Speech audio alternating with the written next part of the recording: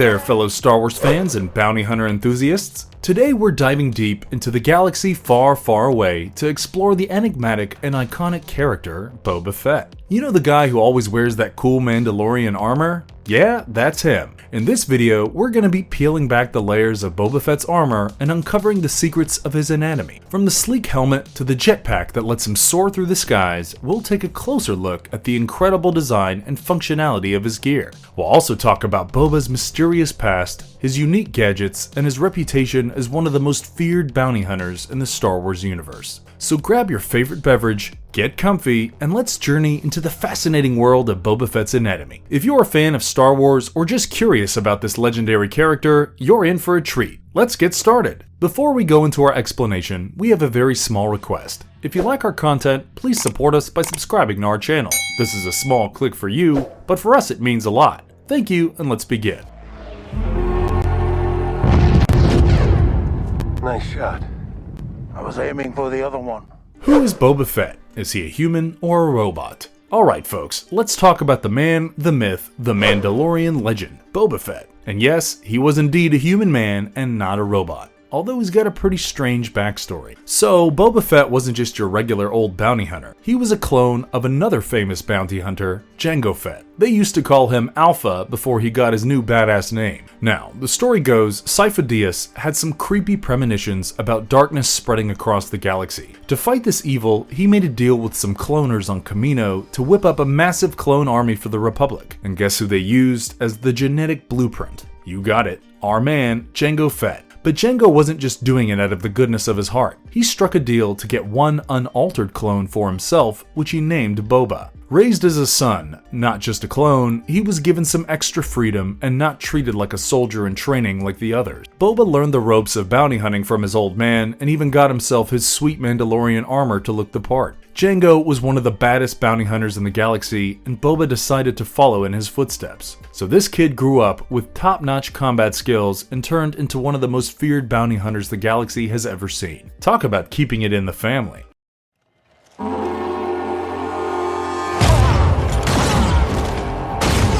How is Boba Fett different from other clone troopers? So what makes Boba Fett stand out from the clone troopers of the Empire? Well, there are a few key differences that make him the top dog. First off, the other clones aged at a crazy fast rate, while Boba Fett aged normally like any regular person. So that's one thing that sets him apart. But here's the ticker. Those other clones weren't pure Jango Fett material like Boba. Nope, they were either copies of copies, basically like clones of other clones, or they had some mixed up genetics, unlike Boba Fett, which watered down Jango's awesomeness. And let's be honest, Jango was one of the galaxy's slickest bounty hunters, so that was definitely a disservice to him. Boba Fett, on the other hand, was created to be Jango's son, not just another clone trooper. He might technically be a clone, but he grew up differently. He's got this whole individuality and personality that he carried, even if he knows he started as a clone. But ultimately, Boba doesn't really have a defined heritage. He's all about that bounty hunter life, and he doesn't think of himself as a clone any more than he thinks of himself as a Mandalorian.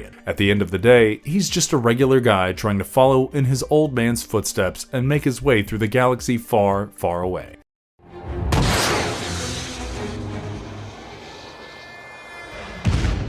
Did Boba Fett possess exceptional blaster marksmanship skills during his childhood? The short answer is yes, and we're going to tell you how. So, he grew up in Kamino, where his dad, Jango, was basically his one and only role model. Jango was out there, tracking down bounties left and right, and sometimes little Boba got to tag along on these wild adventures. How cool is that? Now picture this. Boba's childhood was like an action-packed training camp. Jango decided to show his kid the ropes pretty early on, so he taught Boba all the survival tricks, martial arts, and how to handle a blaster. Yeah, that's why Boba was quite the sharpshooter, even as a little tyke. But it doesn't stop there. Boba even went through some clone trooper training. He learned how to command and operate all those fancy weapon systems. And oh, piloting? Yeah, he had that covered too from a super young age. This kid was basically getting a master class in being a top-notch bounty hunter straight from his old man. Talk about an action-packed upbringing.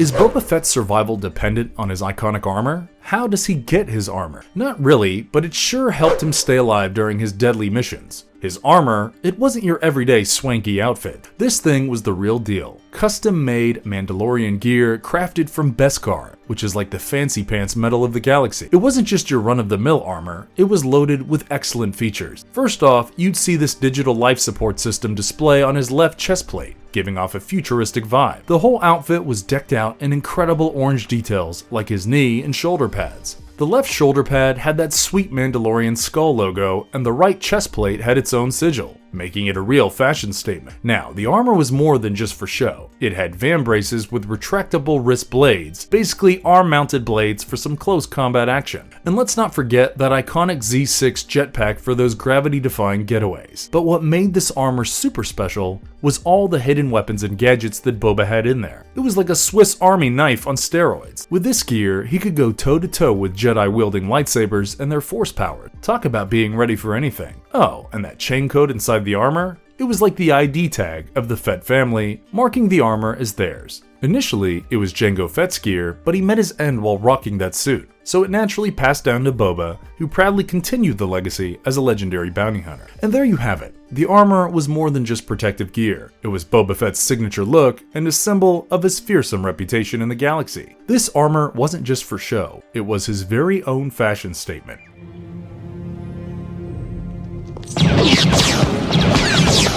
Is he more powerful than Luke Skywalker? So, on one fine day, Boba Fett decided to take on none other than Luke Skywalker when he was, get this, temporarily blind. Boba thought that he would give him a much-needed edge. Sneaking up on Luke, he tossed a flash grenade, which blinded the Jedi for a bit. He then decided to smack Luke across the head with his carbine and told him to surrender. But Luke wasn't having it. He struck Boba right back, hitting that fancy armor of his. Lightsaber in hand, Luke was pretty much convinced that he could take him on blindfolded if he had to. He swung his saber wildly, using the noise of Boba's Mandalorian armor against him, making the bounty hunter stumble and trip. They went at it, with Boba's gauntlets sprouting viral blades and slicing Luke a few times. But Luke wasn't giving up, and he used all his Jedi wisdom to deflect Boba's blaster bolt like a pro. Things got intense, and they started wrestling. Boba was trying to press Luke's lightsaber to his own face, when out of nowhere, a box came flying and smacked Boba in the head, knocking him out cold. Luke made a quick exit, leaving Boba in the dust. Talk about an unexpected twist in the battle. The Force was clearly with Luke that day. We think it's pretty much fair to conclude that there's no way Boba Fett is more powerful than Luke Skywalker. He's a pretty brutal bounty hunter in his own right, with his fancy armor and gadgets, but Luke's a Jedi, after all.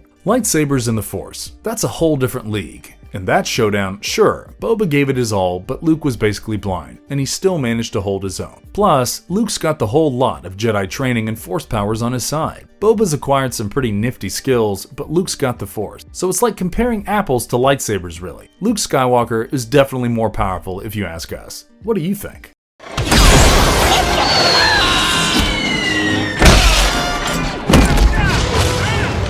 How did Boba Fett escape the most dangerous creature, the Sarlac's threatening grasp? You might be wondering, how did an intelligent bounty hunter like Boba get eaten by a Sarlac anyway? So picture this, he's in the middle of a firefight with Solo, and Solo's swinging a vibro axe like a madman. He takes a wild swing, and guess where it lands? Right on Boba's jetpack. The impact was like setting off fireworks. The jetpack went kaboom, and poor Boba was sent tumbling down into the pit of Carkoon. And let us tell you, that pit is no picnic. It's got a nasty Sarlac living in there, ready to gobble up anything that falls in. So thanks to Solo's wild axe swing, Boba ended up as an unexpected snack for that hungry Sarlac. Well, after Boba got gobbled up by that Sarlac, everybody thought he was a goner. You know, dead and done for. Even his fellow bounty hunters remembered him as a legend. But here's the crazy part. It turns out Boba didn't become Sarlac Chow for the next 1,000 years. Nah, he woke up inside the stomach of that slimy monster gasping for air. It was like a bad dream for the trapped bounty hunter. Inside, he found a stormtrooper who'd suffered the same fate. Poor guy. Boba, being the resourceful dude he is, yanked out the trooper's air tube and rigged it up to his helmet, getting himself a much-needed breath of fresh air. And then came the hero move. Boba fired up his flamethrower and went to town on that Sarlac's stomach. He burnt his way out, but the whole ordeal left him battered and bruised. The man must have felt like he'd been through a blender. After all that, he collapsed, probably in need of one big nap.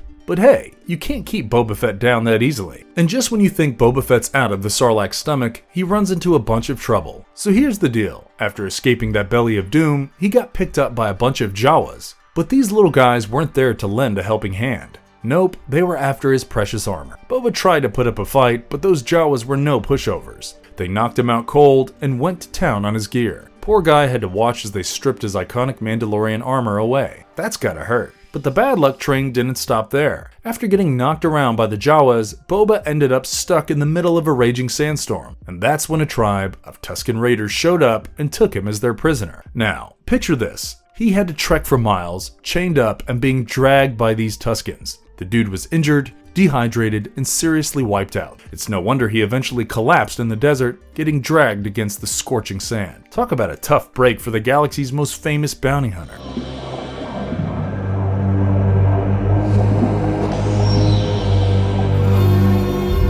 What kind of damage did Boba Fett suffer from the Sarlac stomach acid? There's no denying that Boba Fett's journey from the Sarlac pit has been a real game changer for his character. We all noticed how this dude had to spend some quality time in that healing back to tank after his more challenging battles. It's pretty clear that the Sarlac stomach acid did a number on him, leaving him with long-term damage and the need for those back-to-baths to patch him up. It's pretty likely that the whole experience with the Sarlac and those harsh Tusken Raiders likely changed him. It's like the guy got humbled, and his newfound vulnerability made him more open to teamwork and cooperation with others. We can all admit that we used to see Boba Fett as the most invincible fighting machine, but this shift in his character reminds us that he's just a regular human who can also face setbacks and vulnerabilities. Now, we think it's important to acknowledge that there's actually no explicit depiction that the Sarlac incident has caused all these changes. Yet fans have theorized this for years, and it does make sense if you really think about it. This scenario could have very well served as a wake-up call to Boba Fett, and he's now begun a fresh chapter in his life, embodying a completely different character from the person we knew him as before. While he might have physical weaknesses, his transformation has arguably made him stronger and significantly more relatable as a character. Don't you agree?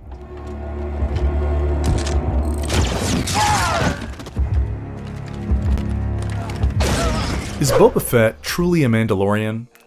You see, the whole debate about whether Boba Fett can be considered a Mandalorian is a real head-scratcher. See, Boba himself says he's not Mandalorian, even though his chain code screams otherwise. It tells us the armor's been passed down through generations of Mandalorians, courtesy of his pops. Now, there are folks who agree with Boba, saying he's just a clone and not a real Mandalorian, especially since he wasn't born in Mandalore and didn't grow up immersed in their culture. He's like a Mandalorian by adoption. He learned their ways and rocked their armor, but it's not like he had a Mandalorian upbringing. But here's where it gets juicy. The whole Mandalorian culture is a mixed bag. You have different factions all arguing about what being a Mandalorian means. It's like one big family reunion with a ton of cousins who can't agree on anything. In the end, Mandalorian culture is all about unity. You can be born into it, adopted, convert to it, or even walk away if you want. And Boba Fett, well, he might not feel like he's Mandalorian, but the rules say he's a member of the clan because of that nifty armor that was gifted by Mandalorian, the one that he inherited. So it's kind of like a to be or not to be situation with Boba Fett. He's got the Mandalorian card in his pocket, he just chooses not to play it. But hey, the Mandalorians themselves would say he's one of them, so who are we to argue? It's a Mandalorian mystery.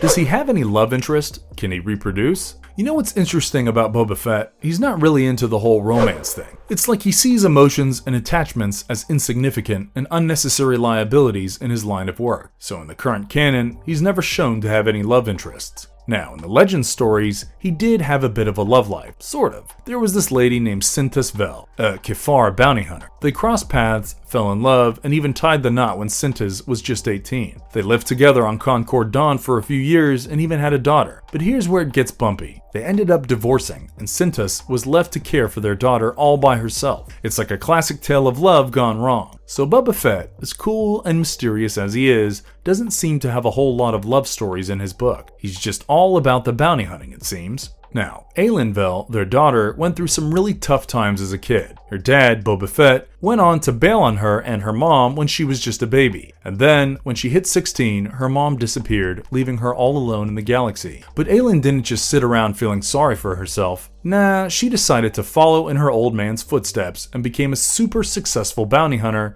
just like dear old dad. But here's the twist. She spent years trying to hunt Boba Fett down to get back at him for leaving her mom high and dry. And she ended up doing something wild. She basically became Boba Fett 2.0. She took on his identity, kept her real self a big secret, and stepped into his shoes as the legendary bounty hunter. Talk about a plot twist in the Fett family drama.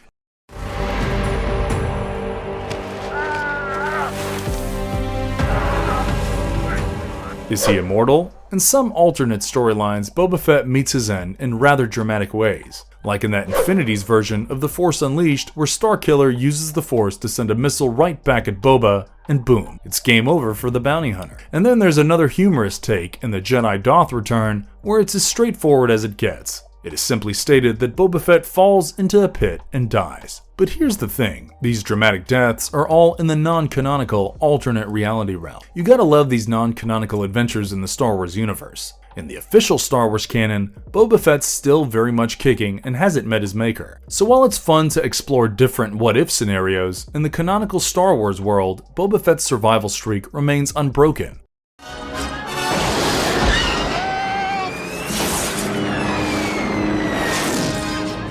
Marvelous verdict. And there you have it, folks. We've dived into the nitty-gritty of Boba Fett's legendary character, from his kick-ass Mandalorian armor to his complex relationships and even those wild alternate universe escapades. Boba Fett has become a fan-favorite icon of Star Wars and has experienced numerous successes and failures throughout his career. His missions and adventures have kept fans on the edges of their seats for decades. Undoubtedly, whether as a stoic yet mysterious bounty hunter or simply a vulnerable clone with human qualities, we are all waiting with bated breath to see what Boba Fett will get up to next. What new adventures will he embark on? The saga continues for him in the vast expanse of the galaxy, so keep your jetpacks primed and your blasters at the ready, because Boba Fett sure isn't done. Thank you for watching our video, and may the Force be with you. And if you liked our content, don't forget to leave a like and subscribe to us if you haven't already. Have a good one and be safe. Thanks everyone.